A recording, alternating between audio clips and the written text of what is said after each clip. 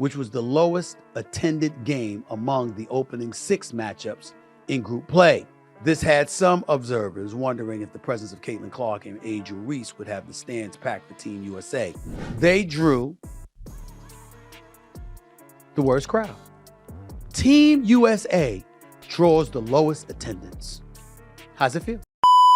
It all started when Diana Taurasi began to dismiss Caitlin Clark as just not good enough for this stage. And then she put on a show, embarrassing the self-acclaimed GOAT. But it wasn't just Taurasi. Clark's bold command is intolerable to the cracks in the USA basketball cover. Its critics have resorted to bumbling over words. How Caitlin Clark single-handedly re-narrated the game for women's basketball. Here we go. Here is Cheryl Reeve, the head coach of Minnesota Lynx and the women's national basketball team, holding Jen Rizzotti, the president of Connecticut Sun and chair of the women's national team committee, and Diana Taurasi, who is receiving the GOAT praise of WNBA. These 3 people have a lot of power in choosing the USA basketball team, and they all seem to have a strange grudge against Caitlin Clark.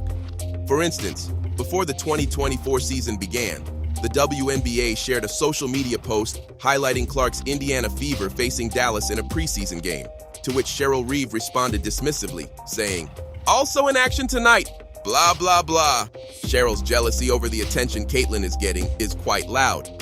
Additionally, in a pre-game interview before the Lynx faced Indiana, Cheryl once again displayed negativity towards Caitlin, stating the following. But as a coach of the home team, there's going to be a lot of people cheering for that other side. I'll give 2 shits. How about 1? Not even 1 shit.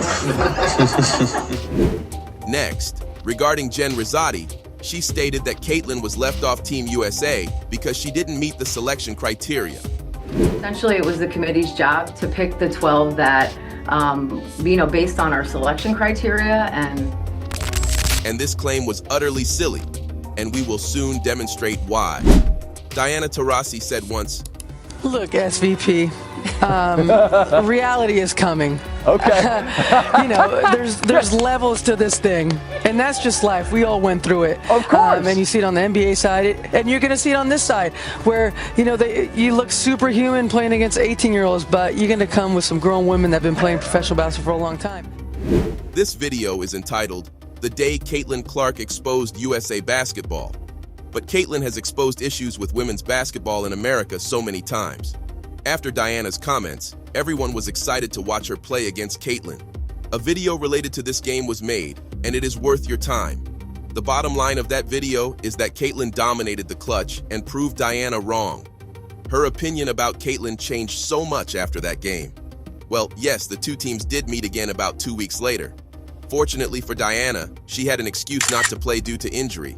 Had she played, she would have faced even more embarrassment. In this particular game, by halftime, Diana's team was trailing by 20 points, and entering the 4th quarter, they were down by 23 because Caitlin Clark completely dominated, finishing the game with 20 points and 13 assists. It wasn't until the next game that Caitlin Clark really opened some eyes to the WNBA. That game was against the #1 team in the West, the Minnesota Lynx, coached by Cheryl Reeve. Being someone who's publicly known to be envious of Caitlin, Cheryl Reeve knew this game was a lot more than just a regular matchup. She kept her team ahead in the first 3 quarters and moved into the final quarter with a 7-point advantage. Caitlin completely revealed her skills during the 4th quarter of the quarter roundup. From the field, from the free throw line, or dishing out assists, Caitlin dominated the 4th quarter, nearly outscoring the entire Lynx team by herself with 10 points. That ultimately led to her securing a win and handing Cheryl a loss.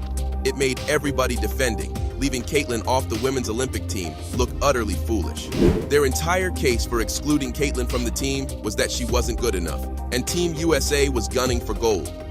It must have looked even more ridiculous for those who said Caitlin Clark wasn't good enough after her WNBA team led her to destroy Team USA in this game.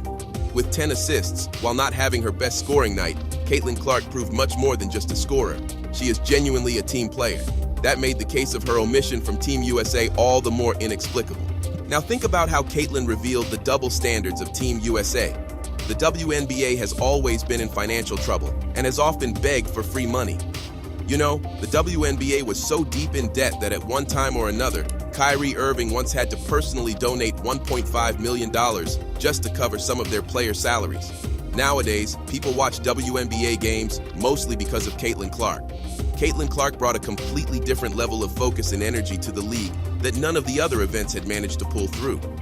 Such comments were, "I can't name a single WNBA team, but I know who Caitlin Clark is. I would have watched the women's Olympic basketball if Caitlin was on the roster." Interest in the WNBA and women's basketball was almost nil until Caitlin Clark showed up. Streets were all but deserted for the championship parade. Even another year wound down its celebration in Vegas, less than stellar. The fact is, no one cared about the WNBA or women's basketball before Caitlin. The WNBA suddenly had a golden opportunity to let Caitlin change that on a worldwide stage. This could have brought in more views, thus ensuring revenue so that players wouldn't have to play in other leagues during the off-season and be put in situations where they get arrested in Russia. Instead, the WNBA went back to their old ways of thinking that kept them broke for over 2 decades and basically told her she wasn't good enough for that team. What is even more confusing is that Caitlin is good enough. She beat Diana Taurasi's team twice, overcame the #1 team in the West in their only meeting, and outplayed Team USA. Whatever argument they had about Caitlin not being good enough is completely silly, especially considering there are 2 other players she could easily replace. Chelsea Gray is coming off an injury and hasn't looked like herself this year, touting an average of 39% from the field and 24% from beyond the arc. Also, Jewel Lloyd has struggled this year, averaging just 20 points per game on horrible shooting at 36% from the floor and 26% from 3. Caitlin Clark, in her case, scores an average of 17 points per game, making her only the 13th best scorer in the league. She is also the leader in assists per game across the league, with an average of 8.2. Her percentages from the floor, beyond the 3-point arc, and from the free throw line all sit higher than the other 2 players' percentages. So they think they deserve it more than Caitlin? Last season, without Caitlin, the Indiana Fever was at the very bottom of the conference, which makes this even more amusing. This year, thanks to her, they have moved up to 3rd in the East and are currently on their way into the playoffs. She definitely belongs among the talents of Team USA. However, from a marketing perspective, what is more important is that Caitlin could have brought huge popularity to women's basketball and the WNBA as a whole. Yet despite being skilled enough to help bring home the gold medal, and despite being a huge marketing draw, she was denied a spot on the team. Adding more to the situation, it's important to know that rookies have been chosen for the women's Olympic team before. For example, in 2004, Diana Taurasi was selected as a rookie. In 2008, Candace Parker made the team as a rookie. Similarly, in 2016, it was Breanna Stewart as a rookie. So there's some real hate involved, and Caitlin Clark took advantage of that mindset with her relentless wins on the court. Thanks for watching. What do you think about Caitlin Clark's lean on USA basketball? Share all your thoughts in the comments section. Give a thumbs up if you enjoyed this video, and hit that subscribe button for much more basketball action. See you next time!